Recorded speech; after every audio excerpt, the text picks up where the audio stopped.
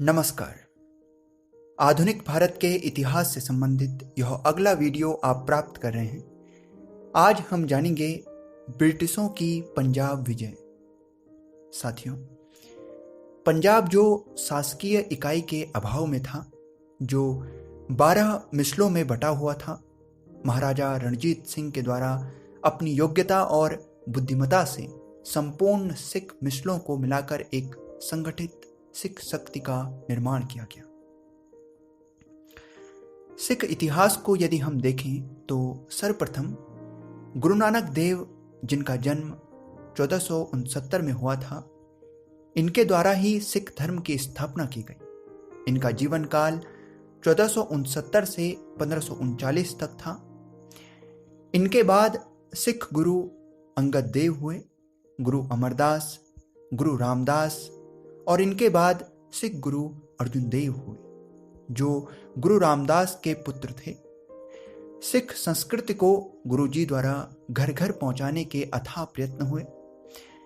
मुगल शासक जहांगीर गुरु अर्जुन देव से रुष्ट था। 1606 में जहांगीर ने गुरु अर्जुन देव को षड्यंत्र का आरोप लगाकर मृत्युदंड दे दिया। यह सिखों और मुगलों के मध्य टकराव का आरंभ ही था। साथियों, 5वें गुरु अर्जुन देव के बाद गुरु हरगोविंद, गुरु हरराय, गुरु हरकिशन और गुरु तेग बहादुर हुए। गुरु तेग बहादुर ने धर्म परिवर्तन का विरोध किया। 1675 में औरंगजेब के आदेश से उनकी हत्या करवा दी गई। साथियों, इनके बाद गुरु गोविंद सिंह सिख गुरु बने। इन्हीं के समय में 1699 में फैजुल्लापुर के कपूर सिंह द्वारा खालसा दल की नींव डाली गई। गुरु गोविंद सिंह जी के बाद गुरु ग्रंथ साहब को ही गुरु की पदवी दी गई। उनके बाद बंदा बहादुर सिखों का नेतृत्व करते हैं। मुगल बादशाह फर्रुखशेर द्वारा बंदा बहादुर की हत्या करवा दी गई।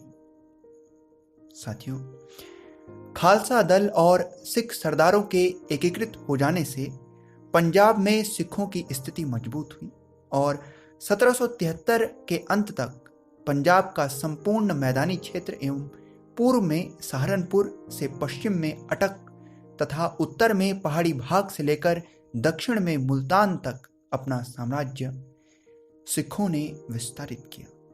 किंतु उनमें शासकीय इकाई का अभाव था। वे 12 मिसलों में बटे हुए थे। साथियों, इन मिसलों का एकीकृत होना बाकी था और यह कार्य किया महाराजा रणजीत सिंह ने। महाराजा रणजीत सिंह सुकरचकिया मिसल के प्रमुख थे। उनके समय से पूर्व तक सिखों की 12 मिसलें थीं, जो अब भी थीं। वे अहलुवालिया, भांगी, डलवालिया, फैजुलापुरिया, कन्हैया, करोड़ा सिंहया, नकाई, निहांग, निशानवाला, फुलकिया, रामगढ़िया और सुकरचकिया। 1805 तक महाराजा रणजीत सिंह ने अमृतसर और जम्मू पर अधिकार कर लिया था और अब पंजाब की राजनैतिक राजधानी लाहौर और धार्मिक राजधानी अमृतसर दोनों ही राजा रणजीत सिंह के अधिकार में थे। महाराजा रणजीत सिंह ने आने वाले समय में अनेक क्षेत्रों में अपना विस्तार किया। 1811 में कांगड़ा, 1813 में अटक, 1819 में कश्मीर, 1834 में पेशावर पर अधिकार किया गया। साथियों, अब महाराजा रणजीत सिंह के अंग्रेजों के साथ संबंधों की हम चर्चा करेंगे, क्योंकि ब्रिटिश पूर्व से ही अपनी उत्तर पश्चिम सीमा को लेकर चिंतित थे। नेपोलियन की बढ़ती शक्ति और रूस और नेपोलियन की समीपता ने ब्रिटिशों के लिए समस्या बनाई हुई थी और इसी समस्या के निदान के प्रयास में 1809 में ब्रिटिश महाराजा रणजीत सिंह के साथ अमृतसर की संधि कर लेते हैं। इस अमृतसर की संधि से पंजाब व ब्रिटिश भारत की सीमा तय कर दी गई। सतलज नदी के उत्तर व पश्चिम के सारे क्षेत्र राजा रणजीत सिंह के अधिकार में होंगे। कंपनी और राजा रंजीत सिंह इस सीमा को पार नहीं करेंगे। साथियों, 1839 में क्योंकि महाराजा रंजीत सिंह की मृत्यु हो जाती है, राजा रंजीत सिंह का अब तक बहुत शक्तिशाली शासन था। उनकी मृत्यु के बाद क्योंकि अब तक अंग्रेज भी काफी शक्तिशाली हो गए थे, भारत में उनके आगमन के बाद पहले उनके द्वारा सभी विदेशी शक्तियों को चुनौती दी गई। उन पर अंकुश प्राप्त कर लेने के बाद ब्रिटिशों ने भारतीय राज्यों को भी अपने आधिपत्य में लाने के प्रयास आरंभ कर दिए थे। उन्होंने हैदराबाद, कर्नाटक, मैसूर, मराठों से लड़ाइयाँ लड़ी या उनके साथ दिया, कभी उनका विरोध किया। इस प्रकार से वे भारत की राजनीति में सक्रिय भूमिका में थे। प्लासी और बक्सर के युद्ध के बाद उनके प्रयास और अधिक मजबूती से आगे बढ़े और उन्होंने सफलताएं भी हासिल की। साथियों, 1843 में सिंध विजय के बाद अब पंजाब ही शेष था जो अंग्रेज हासिल कर लें तो यह कहा जा सकता था कि संपूर्ण भारत पर अब ब्रिटिशों का आधिपत्य है। पंजाब की दिशा में ब्रिटिशों के प्रयास जारी थे। पंजाब हासिल कर लेने से ब्रिटिशों की अफगान नीति को भी मजबूती मिलेगी। अब वहां पंजाब में महाराजा रंजीत सिंह की मृत्यु के बाद शक्तिशाली उत्तराधिकारी का अभाव रहा और राजनैतिक अस्थिरता पैदा हुई। महाराजा रंजीत सिंह का पुत्र खड़क सिंह एक योग्य उत्तराधिकारी नहीं थे।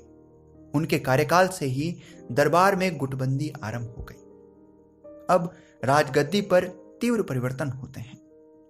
1839 में ही खड़क सिंह की अकस्मात मृत्यु हो जाती है।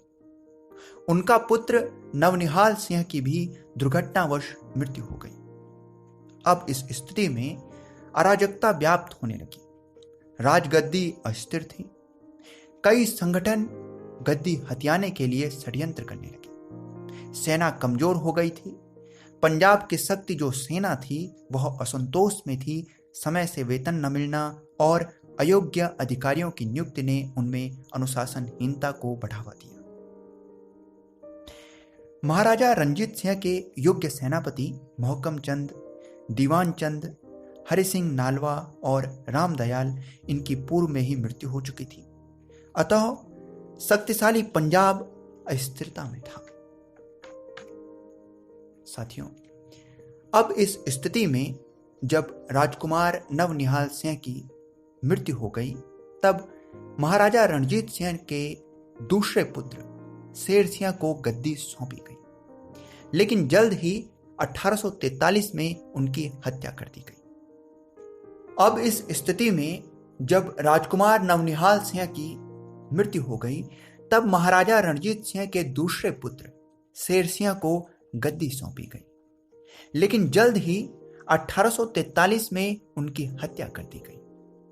अब महाराजा रणजीत सिंह के एक अल्पवयस्क पुत्र दलीप सिंह को राजा बनाया गया और रानी जिंद को प्रतिशासन व्यवस्थापक और हीरा सिंह डोगरा को वजीर नियुक्त किया गया। हीरा सिंह षड्यंत्र का शिकार हो गया और 1844 में उनकी भी हत्या कर दी गई। अब रानी जिंद का भाई जवाहर सिंह वजीर नियुक्त हुआ, किंतु उसे सेना की नाराजगी के चलते अपदस्थ कर दिया गया। 1845 में उनकी मृत्यु हो गई। अब लाल सिंह, जो कि महारानी जिंद का एक प्रेमी था, वह सेना को अपने पक्ष में कर पाने में सफल रहा और वह उसी वर्ष वजीर का पद हासिल कर लेता है और अब तेजा सिंह को सेनापति नियुक्त किया गया। साथियों, यह पंजाब की अस्थिरता का समय था जिसने शत्रुओं के सम्मुख पंजाब को कमजोर दर्शाया। अब हम ब्रिटिशों की गतिविधि को जानेंगे, वे इस समय पर क्या कर रहे थे। हमने सिंध के संदर्भ में ब्रिटिश गवर्नर जनरलों को जाना था, उनके प्रयासों को देखा था। 1828 से 1835 के समय पर Lord William Bentinck governor general था। उनके बाद चार्ल्स मेटकॉफ 1835 से 1836 के कुछ समय के लिए गवर्नर जनरल रहे। इनके बाद ऑकलैंड, जिनका समय 1836 से 1842 का था, जिनके समय में आंग्ल अफगान प्रथम युद्ध भी हुआ था। इनके बाद 1842 से 1844 के समय पर एलनबरो गवर्नर जनरल बने। इन्हीं के समय पर सिंध का अधिग्रहण कर लिया गया ब्रिटिश राज्य में। साथियों, एलनबरो के बाद 1844 में अब हार्डिंग गवर्नर जनरल बने, जो कि 1848 तक गवर्नर जनरल रहे। इसी गवर्नर जनरल के समय में प्रथम आंग्ल सिख युद्ध की स्थिति पैदा होती है और 1845 से 46 में युद्ध होता है। अब अंग्रेज तो महाराजा रणजीत सिंह की मृत्यु के बाद पंजाब का अधिग्रहण चाहते ही थे। वे चाहते थे कि पंजाब की सेना गलती करे। अंग्रेजों द्वारा सीमा पर कुछ संधि विरोधी गतिविधियां भी की जाती हैं और पंजाब की सेना ने सतलज को, जो कि महाराजा रणजीत सिंह के समय से सिख और कंपनी के मध्य की सीमा मान ली गई थी, को पार कर दिया और आक्रमण किया। इस युद्ध में कई जगह टकराव होते हैं। सिखों की सेना मुदकी, फिरोज शाह, आलीवाल और सुबारहान की 4 लड़ाइयों में हार जाती है। अब कंपनी के पास तो यह कहने को था कि पंजाब की सेना ने सतलज पार कर संधि का उल्लंघन किया है और पंजाब की सेना हार भी गई थी। अब कंपनी और सिखों के मध्य लाहौर की संधि होती है। यह संधि 1846 में हुई। इस संधि में पहले तो दलीप सिंह को राजा स्वीकार किया गया, रानी जिंद को संरक्षिका और लाल सिंह को वजीर स्वीकार किया गया। लेकिन यहां अब सिख सेना को कम किया गया, उसे 20,000 पैदल सैनिक तक ही सीमित किया जाए। वह सेना जो कभी 1.5 लाख पैदल सैनिक युक्त होती थी। साथ ही सिख अब सतलज के पार किसी भी क्षेत्र पर अपना दावा छोड़ देंगे। सतलज के पार अर्थात सतलज के पूरब और दक्षिण में। साथ ही सिख सैनिकों को अब सतलज व ब्यास नदी के मध्य के तमाम क्षेत्रों पर अधिकार छोड़ने थे। इसी संधि में सिख साम्राज्य से कश्मीर ले लिया गया। वह गुलाब सिंह को 1 करोड़ रुपए में बेच दिया गया। साथियों, यह संधि सिखों के लिए अपमानजनक थी। वे क्षुब्ध थे और वे पुनः विद्रोह कर देते हैं। इस विद्रोह में वे सफल नहीं होते हैं और एक बार फिर उन्हें अंग्रेजों के साथ संधि करने के लिए विवश होना पड़ा। यह भैरोवाल की संधि कही जाती है। यह संधि दिसंबर 1946 में हुई। साथियों, इस संधि से अब रानी जिंद, जो दलीप सिंह की संरक्षिका थी, उनका पद छीन लिया गया। वो उनके लिए 1.5 लाख वार्षिक पेंशन तय की गई। अब पंजाब की व्यवस्था को संभालने के लिए 8 सिख सरदारों की परिषद बनाई गई, जिसका अध्यक्ष ब्रिटिश रेजिडेंट हेनरी लॉरेंस होगा। साथियों, इसी संधि में अब एक स्थायी फौज लाहौर में रहेगी, राजा दिलीप सिंह के खर्चे पर या पंजाब के खर्चे पर। अब इस प्रकार कहा जा सकता है कि संपूर्ण पंजाब पर अप्रत्यक्ष रूप से ब्रिटिश नियंत्रण स्थापित हो गया था। इस संधि के साथ प्रथम आंग्ल पंजाब युद्ध समाप्त हो गया, किंतु अभी पंजाब का पूर्ण अधिग्रहण शेष था और यह शीघ्र ही आंग्ल पंजाब द्वितीय युद्ध 1848 से 1849 के साथ संभव हुआ। साथियों, लाहौर और भैरोवाल की अपमानजनक संधि सिखों के लिए चुनौती थी और अब भारत ब्रिटिशों का नया गवर्नर जनरल लॉर्ड डलहौजी आ गया था, जो तीव्रता से अपनी नीति के अंतर्गत भारतीय राज्यों का पूर्ण अधिग्रहण कर रहा था। इसी समय मुल्तान, जो पंजाब का सूबा था, वहां का गवर्नर मूलराज अपने पद से इस्तीफा दे देता है। अब ब्रिटिश रेजिडेंट अपने पसंद के व्यक्ति को वहां का गवर्नर बनाना चाहता था, तो इसके लिए British resident Henry Lawrence British अधिकारियों को वहां भेजता है, किंतु मुल्तान के लोग विरोध करते हैं और 2 अंग्रेज अफसरों की हत्या कर देते हैं। क्योंकि पूर्व की संधि से सिख सेना में भी भारी कमी की गई थी, इससे बहुत से सैनिकों को सेवा मुक्त कर दिया गया था और वे अब राज परिवारों के विक्षुब्धों के साथ मिलकर ब्रिटिश विरोधी षड्यंत्रों में शामिल थे।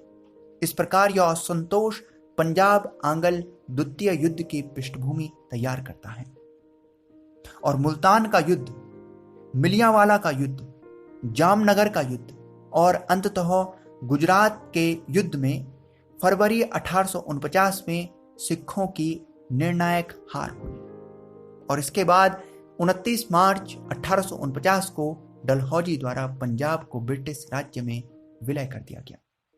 क्योंकि डलहौजी की नीति थी, वह मानता था कि राजा कठपुतली की तरह हैं और जनता को इनसे कोई सुलभता नहीं होती है, इसलिए वह राज्यों को ही हड़प लेता था। राजा दलीप सिंह को पेंशन पर इंग्लैंड भेज दिया गया। अब पंजाब यूं तो ब्रिटिश राज्य का हिस्सा बन गया था, लेकिन ब्रिटिश कुछ इतिहासकार भी इस अधिग्रहण की आलोचना करते हैं। उनका कहना कि राजा दलीप सिंह के अधिकारों को क्यों समाप्त किया गया जब विद्रोह हुआ, जो कि प्रशासनिक विफलता थी, और व्यवस्था को तो सिख सरदारों की परिषद, जिसका अध्यक्ष अंग्रेज रेजिडेंट था, वही चला रहे थे। किंतु डलहौजी की नीति ने हर प्रकार से अधिग्रहण को स्वीकार किया। साथियों, अंग्रेजों की पंजाब पर विजय महत्वपूर्ण थी। इस विजय के महत्व हमें जानने चाहिए। अब संपूर्ण भारत पर ब्रिटिश झंडा लगाया जा चुका था। यह कहा जा सकता था ब्रिटिश अब बड़ी शक्ति थी। अब सिखों की शक्तिशाली सेना भी ब्रिटिशों के साथ थी और ब्रिटिशों को इसका लाभ मिला। 1857 की क्रांति के समय पर सिख सैनिकों ने पूरी निष्ठा से ब्रिटिशों का साथ दिया। अब पंजाब पर अधिग्रहण ने ब्रिटिशों की अफगान नीति को मजबूती दी। सिखों की साहसी सेना अब ब्रिटिशों का हिस्सा थी। हमने सारागढ़ी का युद्ध, उस पर फिल्में देखी हैं। कैसे सिख रेजिमेंट के 21 सिपाही 10,000 अफगानी लड़ाकों को कई घंटे तक रोक कर रखते हैं। तो अफगानों से भारतीय सीमा की सुरक्षा के लिए ब्रिटिशों के साथ अब सिख सेना सम्मिलित थी। इसी युद्ध के बाद कोहिनूर हीरा अब भारत का न रहा। वह ब्रिटिश साम्राज्य के पास चला गया और उनके ताज पर लगाया गया। साथियों, यह था ब्रिटिशों की पंजाब विजय।